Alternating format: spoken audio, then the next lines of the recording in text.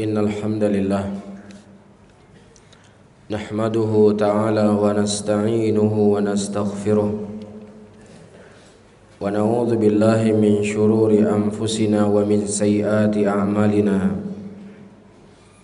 may yahdihillahu fala mudilla lahu wa may yudlilhu fala hadiya lahu asyhadu an la ilaha illallah wahdahu la syarika lahu إقرارا به وتوحيدا وأصلي وأسلم على نبينا الكريم محمد وعلى آله وأصحابه ومن تبعهم بإحسان إلى يوم الدين يقول الله تعالى في كتابه الكريم يا أيها الذين آمنوا اتقوا الله حق تقاته ولا تموتن إلا وأنتم مسلمون يا أيها الناس اتقوا ربكم الذي خلقكم من نفس واحدة وخلق منها زوجها وبث منهما رجالا كثيرا ونساء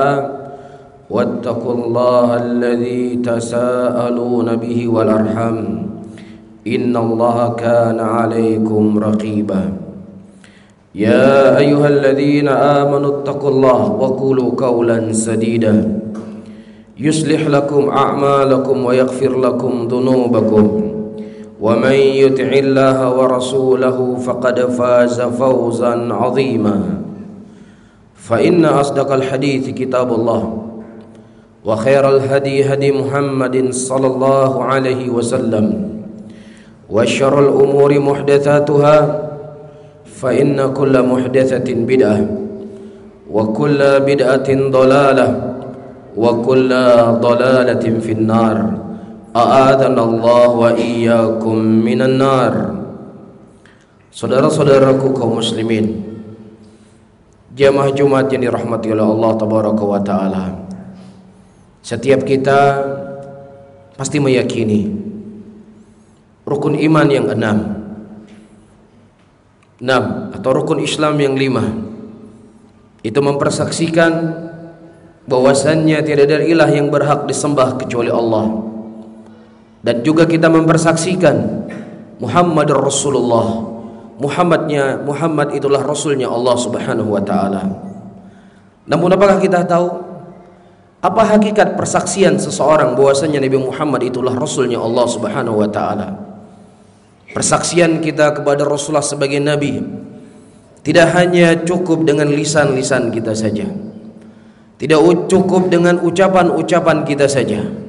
Karena orang-orang munafikin, orang-orang yang dikhabarkan oleh Allah subhanahu wa ta'ala innal munafiqina fi darki asfali minan nar, bahwasanya orang-orang munafik itu berada di keraknya neraka, mereka juga berucap, bahkan mereka juga mempersaksikan bahwasanya Nabi Muhammad adalah Rasulnya Allah subhanahu wa ta'ala. Allah subhanahu wa ta'ala menyebutkan di dalam surat Al-Munafiqun, idza ja'akal munafiquna qalu nashhadu innaka la rasulullah wallahu ya'lamu innaka la rasuluh wallahu yashhadu innal munafiqina lakadzibun. Ketika orang-orang munafik mendatangi engkau, qalu, mereka berkata, nashhadu, kami mempersaksikan, innaka la rasulullah, sesungguhnya engkau benar-benar Rasulnya Allah. Ini persaksian mereka, ini pengakuan mereka yang Allah subhanahu wa ta'ala abadikan di dalam Al-Quranul Karim. Namun ternyata persaksian mereka didustakan oleh Allah subhanahu wa ta'ala. wallahu yashhadu innal munafiqina lakadzibun. Sesungguhnya Allah mempersaksikan orang-orang munafik mereka pendusta. Mereka hanya mengucapkan saja melalui lisan-lisan mereka Rasulullah sallallahu alaihi wasallam sebagai rasulnya, tetapi mereka tidak mendatangkan konsekuensi dari kalimat tauhid itu sendiri.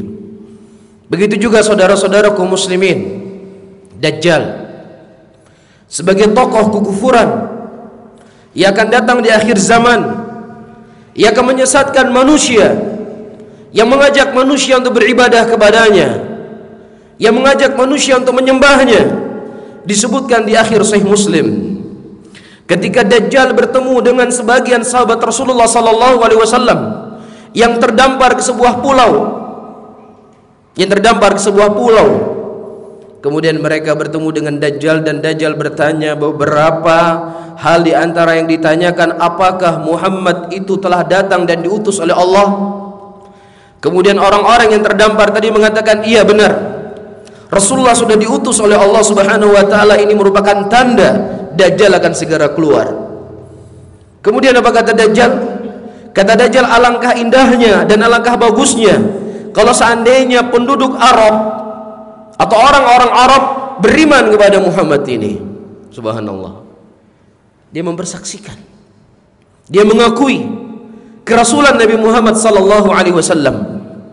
Bahkan orang-orang Yahudi, bahkan orang-orang Nasrani yang Allah Subhanahu wa taala sifatkan mereka di dalam Al-Qur'anul Karim bahwasanya mereka adalah penghuni neraka Jahannam, mereka akan kekal dalam neraka selama-lamanya.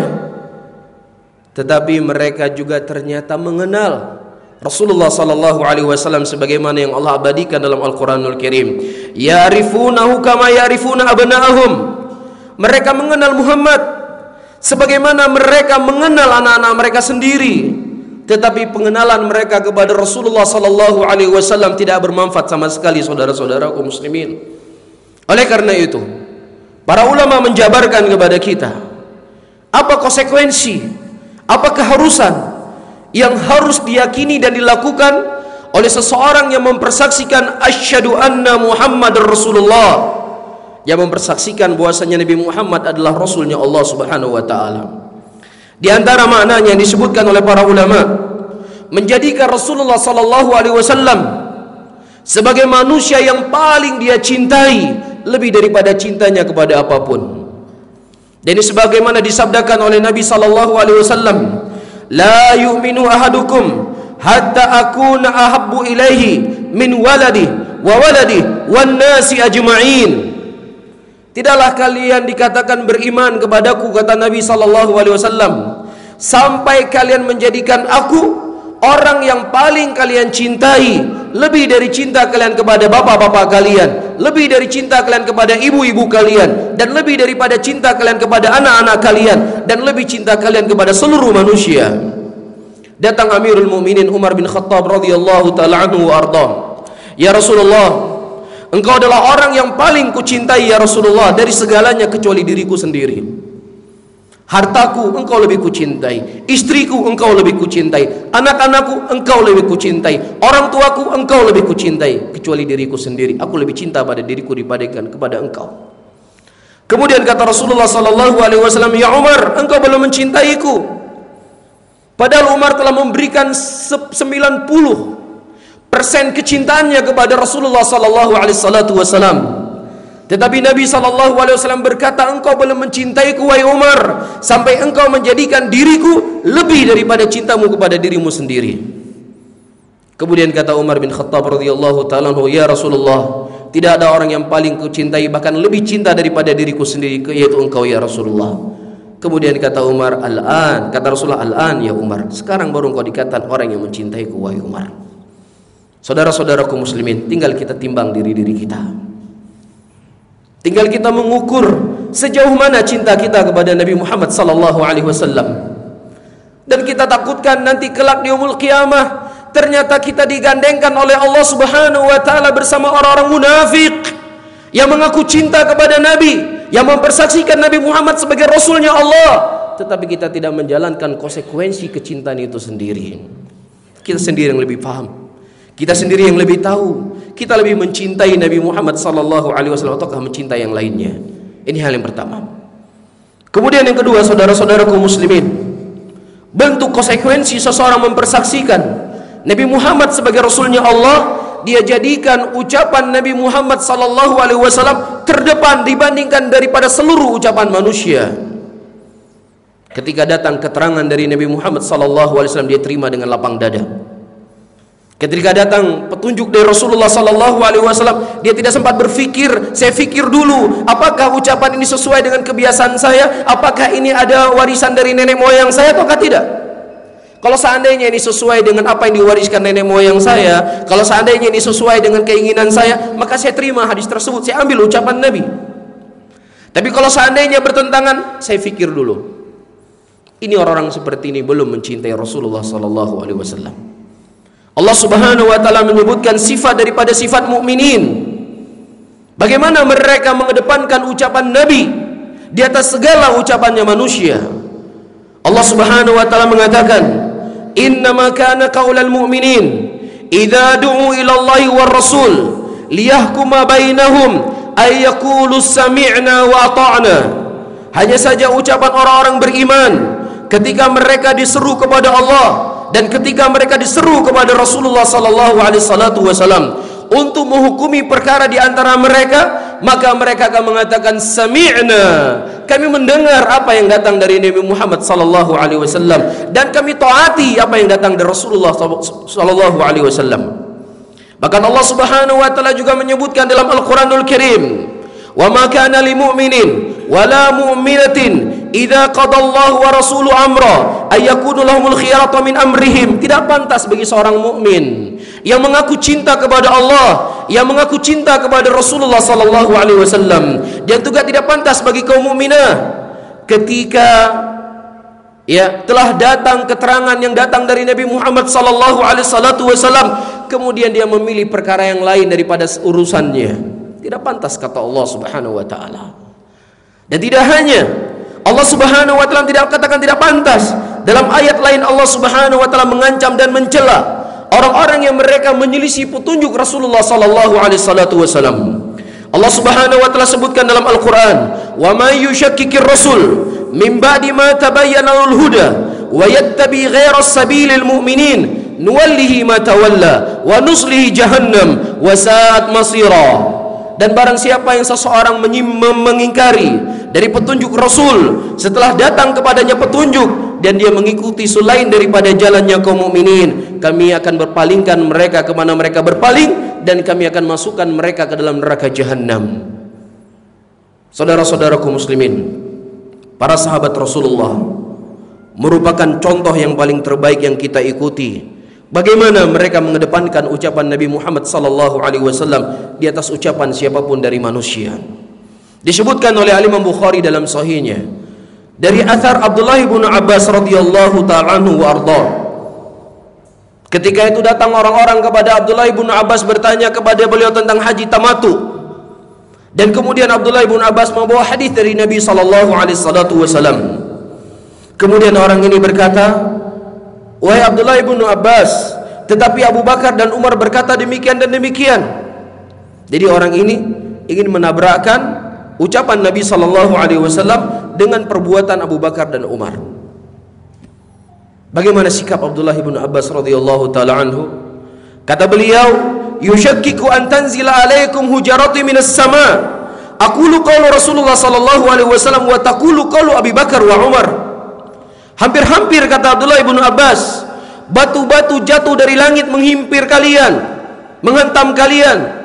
Aku mengucapkan ucapan Nabi sallallahu alaihi wasallam sementara engkau tolak dengan ucapan Abu Bakar dan Umar.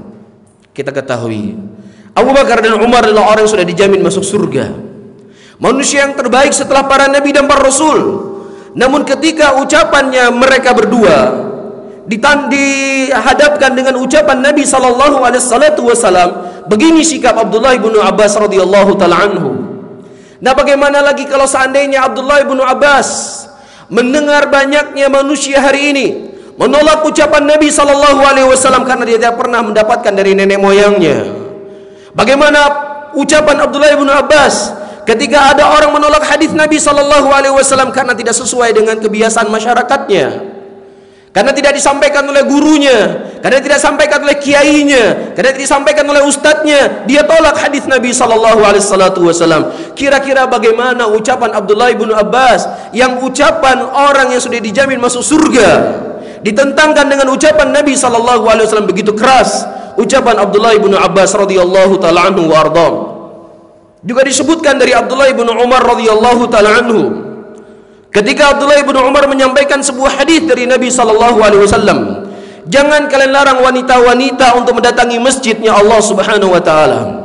Kemudian anaknya Bilal bin Abdullah bin Umar berkata, wallahi, demi Allah saya akan melarang wanita untuk mendatangi masjid. Kemudian kata rawi, Abdullah bin Umar menghadap kepada anaknya dan dia mencela anaknya, ya, yang sebelumnya dia tidak pernah melihat Abdullah bin Umar mencela begitu keras, dan dia memukul dada anaknya. Bagaimana mungkin aku mendatangkan hadis dari Nabi SAW kemudian engkau tolak dengan ra'yumu, engkau tolak dengan akalmu?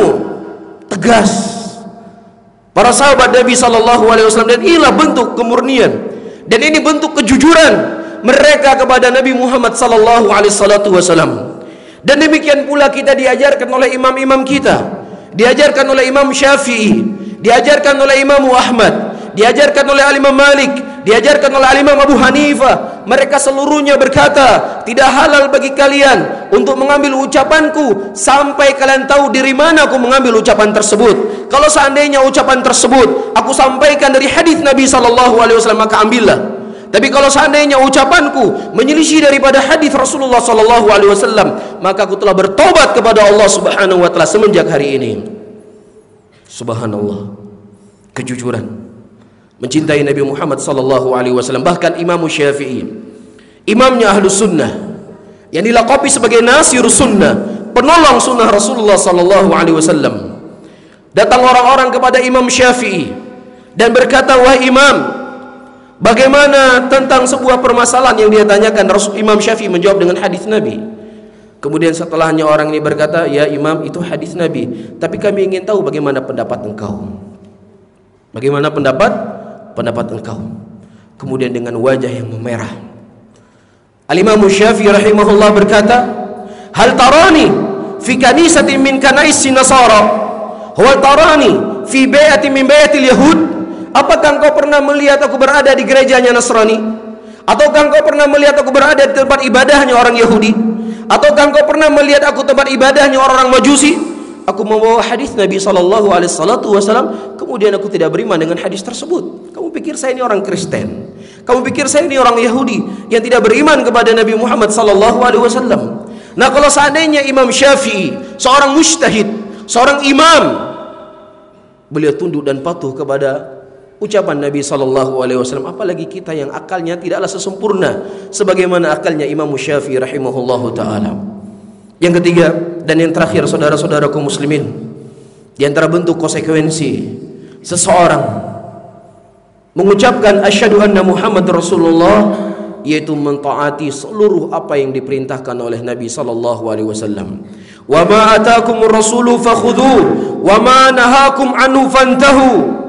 Dan apa yang diperintahkan oleh Rasul kepada kalian maka ikutilah, dan apa yang dilarang oleh Nabi kepada kalian maka akhirilah. Ini perintah Allah Subhanahu wa taala kepada kita, dan demikianlah seharusnya kita beradab kepada Nabi Muhammad SAW. Tidaklah ketika Rasulullah memerintah kepada kita dengan sebuah perintah, tunggulah 1 tahun lagi, saya masih muda, saya masih punya cita-cita untuk mengejar dunia saya, setahun lagi nanti saya bertaubat, setahun lagi saya akan mengamalkan sunnah Nabi SAW. Iya dan billah, ada tashwish dari syaitan. Para sahabat Nabi SAW, saudara-saudaraku muslimin, khamar merupakan sesuatu yang paling disukai pada waktu itu. Minuman keras sesuatu yang paling digemari oleh penduduk kota Mekah pada waktu itu. Sampai-sampai mereka sangat menggemari khamar. Allah Subhanahu wa taala menurunkan tentang haramnya khamar sampai 4 fase atau 5 fase. Pelan-pelan diturunkan oleh Allah. Nah, ketika turun ayat Allah Subhanahu wa taala mengharamkan khamar, tidak ada satupun para sahabat Nabi SAW berkata, ya Rasulullah, berikan kepada kami 1 tahun lagi untuk kami bisa bertaubat. Biarkan kami dengan minuman keras kami dulu, tinggal berikan waktu kepada kami. Tidak. Disebutkan kota Madinah pada waktu itu pasarnya banjir dengan minuman khamar. Mereka menghancurkan semua minuman khamar sebagai bentuk penyambutan kepada perintahnya Allah Subhanahu wa taala dan perintahnya Rasulullah sallallahu alaihi wasallam. Mudah-mudahan saudara-saudaraku muslimin, kita dijadikan oleh Allah Subhanahu wa taala orang-orang yang benar-benar jujur kecintaannya kepada Nabi Muhammad sallallahu alaihi wasallam. Hari ini kita bisa berucap, hari ini kita bisa keluar dari mulut kita cinta kepada Rasulullah, tapi Allah yang Maha tahu apa yang ada dalam hati kita. Kita berharap bisa bertemu bersama Nabi Muhammad sallallahu alaihi wasallam, tapi kita takutkan jelas di yaumul qiyamah Rasulullah sallallahu alaihi wasallam akan mengusir kita dari haudnya beliau dikarenakan banyaknya penyimpangan kita dari sunnah-sunnah Rasulullah sallallahu alaihi salatu wasallam. Barakallahu li wa lakum fil Qur'anil azim wa nafani wa iyyakum bima fihi minal ayati wa dzikril hakim. Fataqabbalallahu minni wa minkum innahu samii'un alim.